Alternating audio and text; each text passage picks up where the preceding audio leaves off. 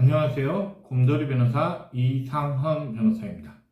네이버 지식인 상담을 하다 보면 교통사고로 인한 손해배상 채무, 보험회사의 구상권 채무에 대하여 개인회생이나 파산 및 면책이 가능한지에 대하여 질문을 올리시는 분들이 간혹 있습니다. 이에 대하여 답변을 다시는 분들 보면 개인회생이나 파산 및 면책을 통해서는 해당 채무의 해결이 불가능하다는 답변을 다시는 분들이 상당수가 있습니다. 그러나 꼭 그렇지 않다는 것에 대하여 설명을 드리기 위하여 이번 영상을 제작하게 되었습니다. 설명 영상으로 전환합니다. 네이버 지식인 상담을 하다 보면 보험회사에서 교통사고로 인한 구상권 청구가 들어왔는데 이에 대한 해결 방법에 관한 문의가 간혹 보입니다. 보험회사의 구상권 청구 금액을 개인회생이나 파산 및 면책으로 해결이 가능한지 여부는 보험회사의 구상권 청구의 근거가 되는 교통사고의 손해배상 청구 근거가 무엇인지에 대한 확인이 필요합니다. 보험회사의 구상권 청구는 보험회사가 피해자에게 가해자 대신 피해자에게 발생한 손해를 보상하고 피해자가 가진 손해배상 청구권에 기초하여 즉 대위하여 가해자에 대하여 피해자에게 지급한 금액을 지급하여 달라는 청구입니다. 따라서 만약 피해자가 가해자에 대하여 가지는 손해배상 청구권이 비면책 채권이면 보험사의 구상권 역시 비면책 채권으로 보아야 하고 면책 채권이면 보험회사의 구상권은 개인회생이나 파산 및 면책에 있어서 면책이 된다고 보아야 합니다. 먼저 교통사고로 인한 손해배상 청구권과 관련한 파산 및 면책, 개인회생의 비면책 채권에 관한 조문을 말씀드리도록 하겠습니다. 교통사고의 경우 거의 고의에 기한 불법행위가 아니라 업무상 과실로 인한 경우가 대부분입니다. 채무자 회생 및 파산에 관한 법률 제566조 제4호, 제625조 제2항 제5호에서는 채무자가 중대한 과실로 타인의 생명 또는 신체를 침해한 불법행위로 인하여 발생한 손해배상의 경우 파산에 따른 면책, 개인회생에 따른 면책이 있다고 하더라도 면책의 효력이 미치지 아니하는 비면책 채권으로 규정하고 있습니다. 따라서 보험회사의 구상권 채권이 파산 및 면책이나 개인회생을 통하여 면책이 되는 채권인지 여부는 보험사 구상권 채권의 기초가 되는 피해자의 손해배상 청구권이 중대한 과실로 타인의 생명 또는 신체를 침해한 불법 행위로 인하여 발생한 손해배상 채권에 해당하는지에 달려 있습니다. 일단 교통사고로 인하여 피해자에게 발생할 수 있는 손해와 관련해서는 크게 인적 손해, 물적 손해가 있는데요. 인적 손해와 관련해서는 통설 판례상 손해 3부설이라고 하여 피해자의 노동능력 상실, 즉 일시수입과 관련한 소극적 손해, 교통사고로 인한 치료비, 개호비, 보조구비 등 적극적 손해, 정신적 손해인 위자료가 있다고 보시면 됩니다.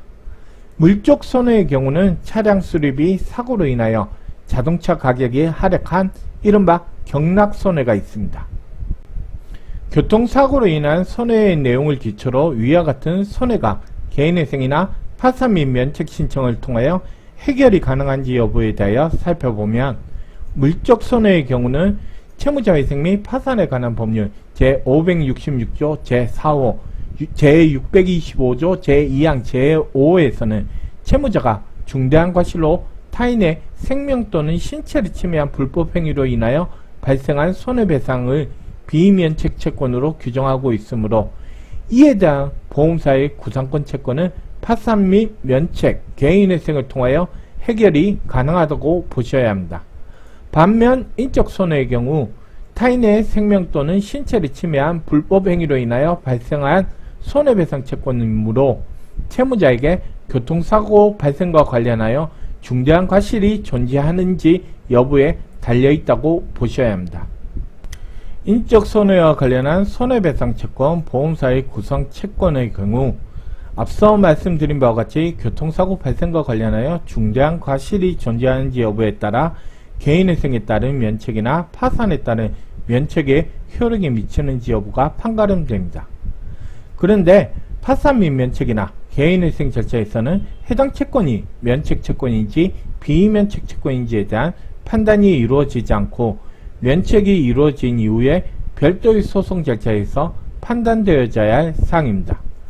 이와 관련하여 비면책 채권만 가지고 개인회생 신청이 가능하다고 보는 것이 서울회생법원 실무이므로 일단 파산 및 면책 신청, 개인회생 신청에 피해자의 손해배상 청구권, 보험회사의 구성권 채권을 채권자 목록에 포함하여 진행을 하고 면책 결정 이후 보험회사나 피해자가 소송을 진행하여 올 경우 면책 채권인지 비면책 채권인지 여부에 대하여 별도의 소송 절차에서 다투어야 합니다. 개인회생이나 파산 및 면책 절차에서 피해자에 대한 손해배상 청구권, 보험회사의 구상권 청구권이 비면책 채권인지 여부가 판단되지 않고 별도의 소송 절차를 통하여 판단이 되므로 개인회생, 파산 및 면책을 할 이유가 없다고 생각하실 수도 있으나 면책 채권으로 판단될 가능성이 있음에도 이를 포기하는 결과가 될 수 있으므로 일단 시도해보는 것이 낫지 않을까 싶습니다. 그러면 채무자에게 중대한 과실이 있는지 여부를 어떻게 판단하는지에 대하여 궁금증을 가질 수 있을 것 같은데요. 솔직히 이 부분은 사고 당시의 구체적인 상황에 따라서 틀려집니다. 다만 교통사고 처리특례법 제3조 제2항 단서에서는 교통사고 가해자의 차량이 자동차 종합보험 내지 공제에 가입되어 있는 경우라고 하더라도 교통사고와 관련한 공소를 제기할 수 있는 경우를 규정하고 있습니다. 실무상 이를 12대 중과실이라고 칭하고 있는데 이러한 경우 이런 중대한 과실이 있다고 판단될 여지가 높습니다. 하지만 이에 해당한다고 하더라도 사고 당시에 구체적인 상황에 따라서 중대한 과실이 존재하지 않는 것으로 판단될 수도 있습니다. 반면 교통사고 처리특례법 제3조 제2항 단서에 해당하지 않으니 중대한 과실이 없다고 생각하시는 분들도 있을 수 있는데요. 이미 말씀드린 바와 같이 사고 당시에 구체적인 상황에 따라 틀려지므로 교통사고 처리특례법 제3조 제2항 단서에 해당하지 않는다고 하더라도 중대한 과실에 해당한다고 판단될 여지도 있습니다. 결국 사고 당시 구체적인 상황에 따라서 채무자의 중대한 과실 여부가 달라지므로 구체적으로 다투어 봐야 합니다.